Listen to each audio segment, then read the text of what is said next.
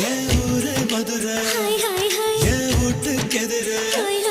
புல் போட்டு பிடிச்ச எம்போய் கால் குதிரை நீதானே